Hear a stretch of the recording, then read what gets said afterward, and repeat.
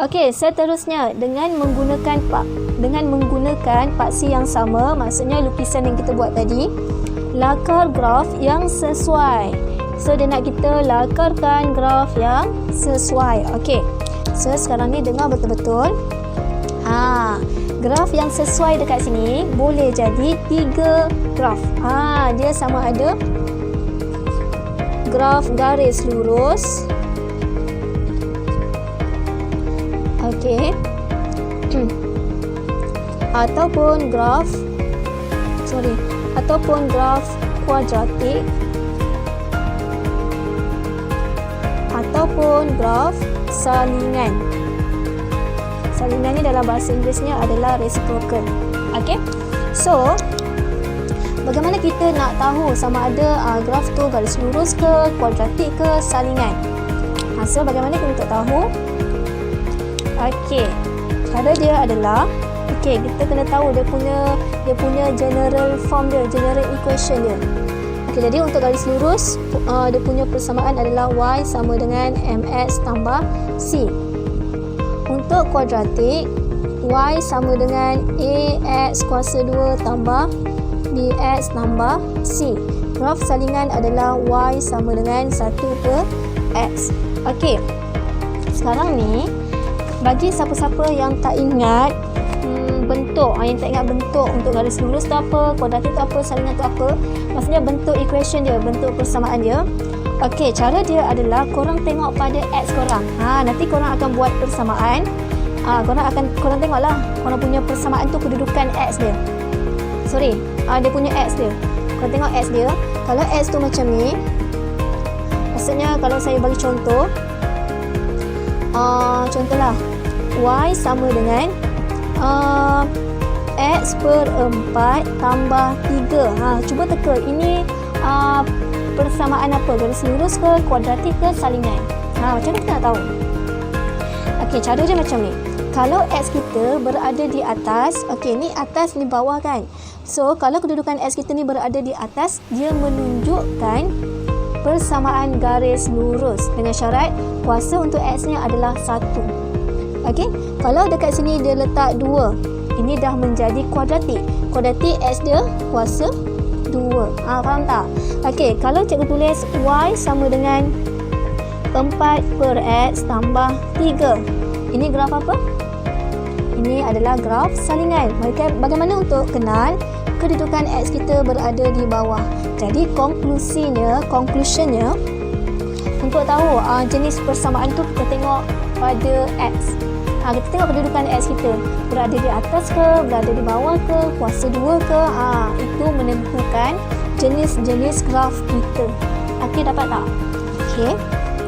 So next, kita pergi ke soalan kita. Okey. So untuk soalan ni, perkara pertama yang korang kena buat adalah korang kena tengok terus kepada persamaan korang. Ini persamaan ni. Tengok terus kepada persamaan ni. Jadi ini adalah persamaan kita lah. Okey, jadi cikgu akan tulis dulu persamaan tu. Okey. 2 tolak x per 2 pi sama dengan modulus 2 cos 2x. Okey, nampak? Okey, step yang seterusnya, persamaan ni korang kena compare, korang kena bandingkan dengan persamaan di soalan yang sebelum. Jadi soalan yang sebelum tadi adalah soalan A, betul tak? Okey, jadi korang tengok pada soalan A tu persamaan apa yang diberi? Ini kan? Okey, so cikgu akan tulis persamaan ni di sini. Cikgu nak compare dia. Okey, kejap. So persamaan dia adalah y sama dengan negatif modulus 2 cos 2x tambah 1. Okey. Ini persamaan dalam soalan A tadi. Okey, so sekarang ni jom kita comparekan. Apa yang sama? Apa ungkapan yang sama dalam persamaan yang pertama ni dan juga yang kedua? Mana satu yang sama? Ini kan? Ini 2 modulus 2 cos 2x. Ini pun ada juga modulus 2 cos 2x. Okey. So sekarang ni So sekarang ni kita kena tahu modulus 2 cos 2x ni bersamaan dengan berapa. So kita nak tahu yang ini, kita kena olah lah daripada persamaan yang warna biru ni. Okey, maksudnya kita kena rearrange balik. So cikgu buat dekat sini Okey, so kita nak yang ini. Okey, jadi cikgu akan pindahkan yang ni, negatif modulus 2 cos 2x ni ke sebelah kiri. Kenapa cikgu nak pindah dia ke sebelah kiri? Sebab cikgu nak dapatkan positif. Ini kan positif, ini negatif. Jadi untuk dapatkan positif, cikgu kena pindahkan dia ke sebelah kiri.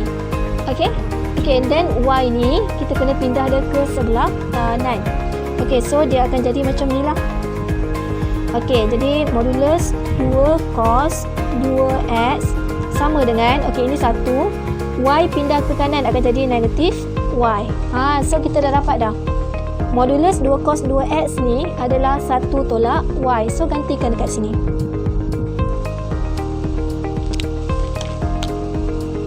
Okey, jadi 2 tolak x per 2 pi sama dengan ini, sama dengan 1 tolak y.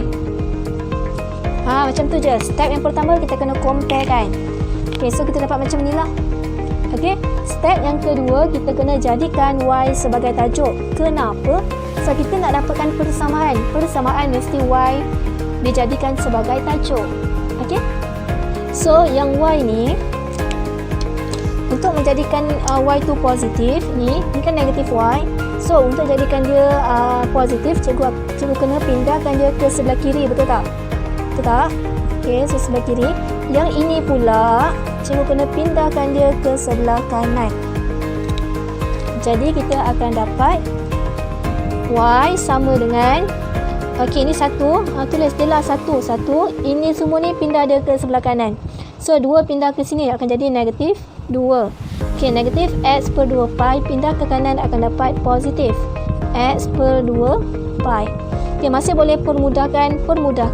So ini negatif 1 tambah x per 2 pi.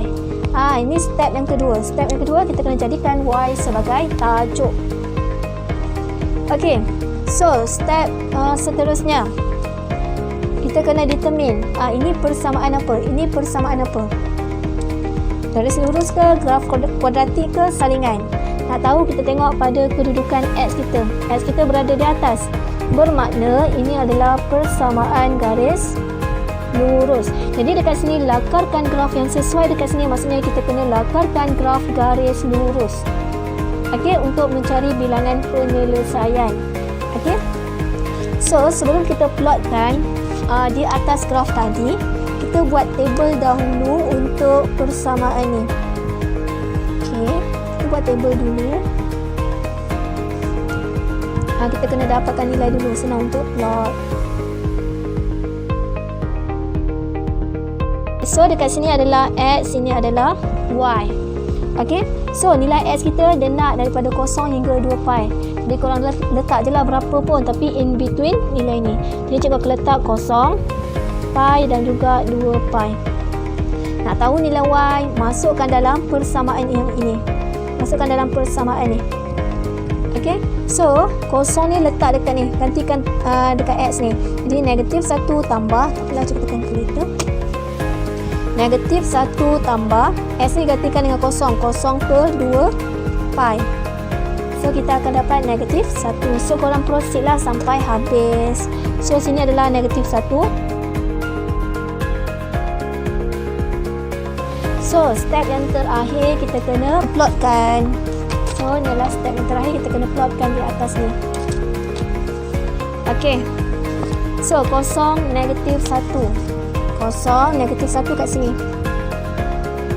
Buat bulat Okey, so nilai yang kedua, pi negatif 1 per 2. Okey, ini pi, jadi negatif 1 per 2, ini negatif 1. So negatif 1 per 2 kat tengah-tengah ni lah. Okey, 2 pi kosong. 2 pi kan, ni 2 pi kan. 2 pi kosong kat sini lah. So sambung je, nampak tak? Bila kita sambung titik ni, kita akan dapat satu garis lurus. Nampak tak? Ini garis lurus kita. Sekejap, tak nampak, tak apa, cikgu buat warna lain.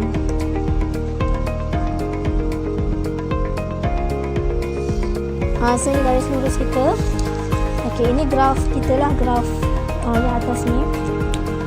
So, bagaimana untuk mencari bilangan penyelesaian? Nyatakan bilangan penyelesaian. Bilangan penyelesaian kat sini adalah titik persilangan antara lengkung ni, graf cos ni dengan garis lurus yang kita buat ni. So, cuba cari berapa bilangan penyelesaian kat sini.